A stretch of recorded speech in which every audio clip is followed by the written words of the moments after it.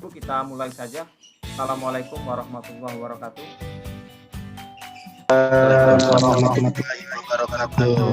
Puji syukur kita ucapkan. Assalamualaikum warahmatullahi wabarakatuh. Puji syukur kita ucapkan kehadirat Allah Subhanahu wa taala, Tuhan yang Maha Esa, yang mana alhamdulillah pada siang ini kita bisa bertemu berkumpul di ruang virtual ya, dalam rangka kegiatan kita atau aktivitas kita di acara Bismat yang kedua ya, yaitu bincang-bincang santai.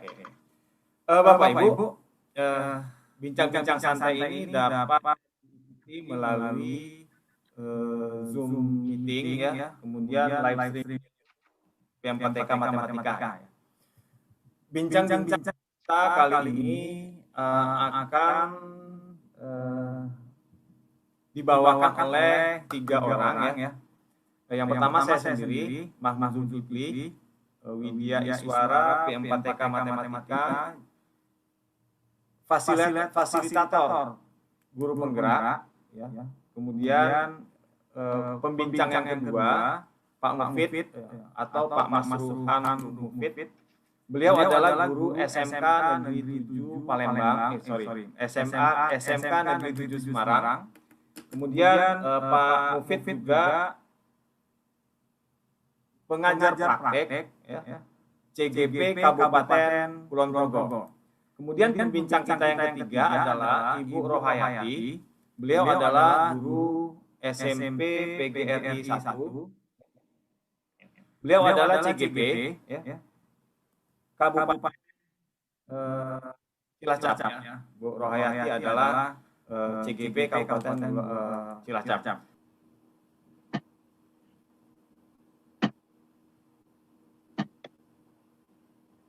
Ya, sudah terlihat sudah, Bapak Ibu? Sudah Bu, sudah. Sudah ya. Oke.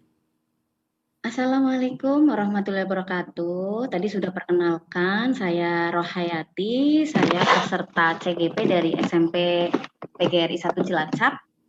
Saya berterima kasih sekali diberi kesempatan pada hari ini Pak Mahmud dan Pak Mufid, walaupun kita beda kelompok ya. Kalau Pak Mufid pendamping, tapi pendamping saya Pak Heni gitu ya. Untuk fasilitator Bu Mulida, terima kasih. Ini kemarin pas saya penerapan di kelas, saya menerapkan materi peluang. Ini sangat jauh berbeda dengan Pak Mufid bagai bumi dan langit gitu ya. Kalau Pak Mufid menggunakan aplikasi-aplikasi yang sangat modern, keren sekali gitu ya. Tetapi dari kelasnya Pak Mufid mungkin tidak cocok diterapkan di kelas saya. Inilah perbedaan dari pembelajaran biasa dengan berdiferensiasi.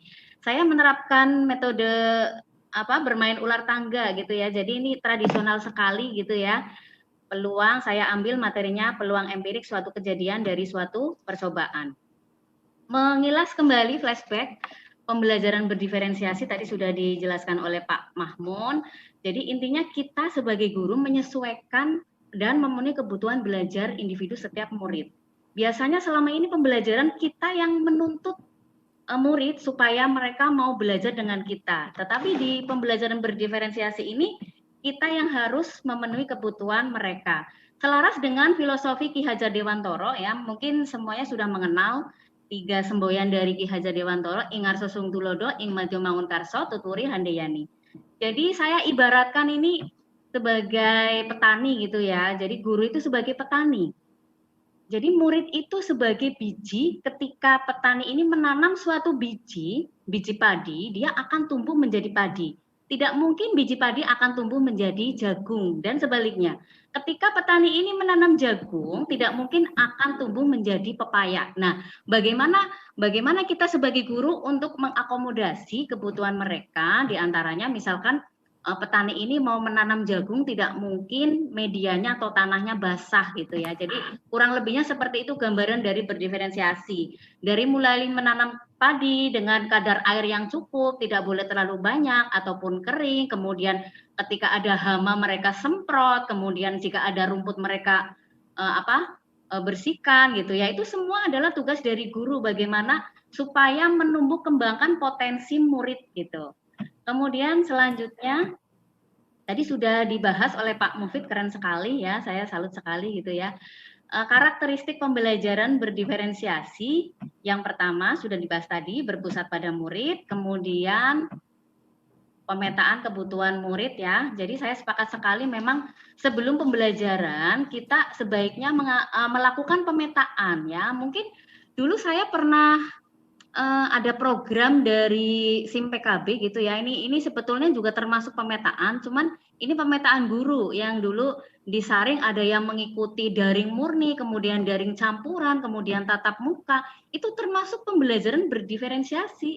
Nah, bagaimana caranya kita menerapkan di kelas? Nah, kemudian yang ketiga ada aktif bereksplorasi. Kemudian yang keempat adanya 3 strategi tadi ya. Saya lanjutkan langkah-langkah. Jadi sebelum melakukan pembelajaran, kita harus memetakan kebutuhan murid. Murid itu butuh apa sih gitu. Seperti petani akan menanam padi, butuh apa? Tanah yang subur, kemudian airnya tidak boleh terlalu banyak dan sebagainya. Itu gambaran sederhananya. Ya, di antaranya sudah dijelaskan tadi oleh Pak Mahmun, ada kesiapan belajar, minat belajar, profil belajar. Jadi kita sesuaikan dengan 3 aspek ini. Strategi pembelajaran, ya tadi sudah juga ya, saya hanya menambahi saja. Jadi strateginya ada 3 ya. Inilah yang dikatakan pembelajaran berdiferensiasi karena ada diferensiasi konten di sini. Materi apa yang akan dipelajari oleh murid. Nah, kita jangan menganggap bahwa setiap murid itu sama. Nah, itu biasanya kita salah di situ. Semua kita ngajar itu pukul rata, semua kelas, semua murid gitu kita kasih materi yang sama, padahal itu salah gitu ya. Karena setiap murid itu unik ya, memiliki karakteristik yang berbeda-beda. Nah, kemudian yang kedua ada diferensiasi proses ya. Begitu juga dengan proses, kita sesuaikan dengan karakteristik atau potensi dari murid itu sendiri ya, tergantung sekolahnya masing-masing. Mungkin dengan kelasnya Pak Mufid tadi, kalau diterapkan di kelas saya mungkin belum jadi gitu ya. Jadi kita sesuaikan juga dengan itu. Ya, ada diskusi kelompok atau unjuk kerja, praktek, presentasi, aktivitas dan lain-lain ya. Yang diterapkan oleh SMP 7 kemarin saya dengar webinarnya juga bagus sekali. Jadi menggabungkan dari beberapa mata pelajaran ya, membentuk satu aktivitas itu juga bisa jadi untuk memperingan pembelajaran siswa di masa pandemi. Kemudian yang ketiga, diferensiasi produk. Jadi tagihan produk ini disesuaikan dengan prosesnya, apa yang tadi mereka lakukan atau jalankan. Nah, kita adakan tagihan di sini, bisa berupa kuis, penugasan, presentasi, observasi, jurnal, karena kita menilai dari pengetahuan, keterampilan, dan sikapnya. Ya, ini yang saya lakukan ya, tadi saya penerapannya adalah melakukan pembelajaran tentang peluang ya, peluang empirik suatu kejadian dari suatu percobaan. Karena mereka kemampuan awalnya memang belum ada gitu ya. Untuk materi peluang sendiri di SD belum ada, kemudian di kelas 1 juga belum ada. Nah, bagaimana caranya saya menyesuaikan dengan kebutuhan murid. Jadi saya melakukan permainan ular tangga. Nah, jadi bermain sambil belajar. Karena ada juga masukan dari murid saya ya, biasanya WA saya atau minta pertemuan gitu ya. Ini saya lakukan ketika konsultasi di sekolah ya. Konsultasi di sekolah karena mereka pembelajaran daring itu jenuh di rumah sendirian. Mereka ingin sekolah, semangat. Nah, kemudian kami konsultasi dengan kepala sekolah, dengan pengawas gitu ya. Tidak apa-apa, yang penting prokesnya dijaga dengan ketat ya. Materi daring sendiri saya peruntukkan bagi mereka-mereka yang memang mereka mampu gitu ya. Kebutuhannya mereka bisa di rumah ya. Saya share melalui WA group, Google Classroom, Zoom dan sebagainya, ada video, gambar, PPT. Kemudian materi luring ya, selain pertemuan di sekolah, kami juga melakukan guru keliling ya, guling ya. Jadi ada buku paket modul LKPD itu yang saya gunakan. Yang kedua, diferensiasi proses ya. Jadi prosesnya di sini mereka berdiskusi kelompok ya. Kemudian unjuk kerja, presentasi ya, prakteknya tadi bermain ular tangga. Jadi masing-masing anak itu berperan ya. Satu kelompok saya bagi 3 anak. Ada yang berperan sebagai pemain, kemudian menjalankan ular tangganya, melempar dadu, ada yang menuliskan hasil di LKPD. Yang ketiga, diferensiasi produk ya. Jadi produknya yang saya nilai ada kuis, penugasan, ini juga kami sesuaikan dengan tingkat kemampuan murid gitu ya. Karena seyogyanya kita adalah menuntun ya, bukan menuntut gitu ya. Jadi jangan membuat beban kepada murid gitu ya. Untuk keterampilan ada hasil unjuk kerja, presentasi, saya nilai juga dari keaktifan mereka gitu ya. Ketika melakukan praktek percobaan gitu ya, ular tangga, kemudian sikapnya saya lihat dari observasi dan jurnal ya. Kurang lebihnya seperti itu. Kemudian ada juga saya menerapkan pada materi statistika, menyajikan data ya. Ini saya terapkan pada saat program guru keliling atau guling ya. Kalian Bapak Ibu, mohon maaf Bapak Ibu bisa melihat di YouTube channel saya gitu ya untuk lebih jelasnya. Sekian dari saya, mohon maaf jika ada kekurangan. Bu Rohayati. Tuh saya analisis ternyata mereka kebanyakan memang belum mengenal peluang. Nah, dari situ saya gunakan tekniknya yaitu dengan praktek percobaan gitu ya. Tadinya awalnya mau saya terapkan dengan pelemparan uang koin dengan dadu sederhana. Cuman mereka lebih senang bermain ular tangga gitu. Saya tawarkan juga ke anak-anak gitu ya. Medianya juga mereka sendiri yang buat ya, dengan antusias mereka membuat gitu ya, dengan gambar dan kreasi mereka sendiri gitu ya. Jadi luar biasa sekali, minat belajar juga ya. Bagaimana kemauan mereka untuk belajar matematika gitu ya, yang kesediaannya mau datang ke sekolah atau kita datangi, atau mereka dengan enjoy bisa daring di rumah. Kemudian dengan gaya belajar, profil belajar kita juga analisis dari situ. Oke, tapi selama ini kita menganggap itu mereka itu sama gitu. Jadi lakukan analisis terhadap 3 kebutuhan belajar tadi, yaitu kesiapan belajar, minat murid, dan profil belajar murid. Bagaimana caranya? Itu bermacam-macam ya. Bisa dilakukan dengan tes awal. Kalau sekolah-sekolah yang Ya, betul sekali. Ya, yang relatif besar ya, yang relatif maju itu mereka melakukan uji tes psikologi ya. Tes psikologi ya, tes minat dan bakat itu lebih tepatnya. Iya, Tes minat dan bakat itu sebelum melaksanakan pembelajaran biasanya di kelas 10. Maka dipetakan bakat siswa itu seperti ini, minatnya seperti ini. Kemudian hasil uji tadi, hasil tes tadi mungkin diberikan kepada guru mata pelajarannya untuk ditindaklanjuti gitu. Kalaupun tidak, itu bisa kita lakukan dengan pendekatan-pendekatan, dengan tes awal, kemudian lihat aktivitas mereka sehari-hari gitu. Waktu proses belajar mengajar, kita akan dapat simpulkan, oh tipe anak ini seperti ini. Oke. Maka lakukan diferensiasi ya, ya. Yaitu diferensiasi konten atau materi, diferensiasi proses, dan diferensiasi produk. Misalkan, ya tadi Pak Mufid sudah mencontohkan, anak menggambar itu bisa dengan gaya mereka sendiri, menggambar grafik trigonometri gitu. Jadi tidak kita paksakan harus gambar seperti ini gitu. Jadi dengan mengoptimalkan minat mereka tadi, maka pembelajaran akan berlangsung lebih baik gitu. Pembelajaran lebih menyenangkan, kemudian pembelajaran lebih sesuai dengan mood anak. Barangkali itu kesimpulan dari saya. Jadi Bapak Ibu mulai sekarang mungkin bisa kita petakan kebutuhan anak itu seperti apa. Gitu. Kemudian tadi ada yang bertanya tentang Pak, kurikulum kita itu kan harus tuntas. Ya harus tuntas gitu. Jadi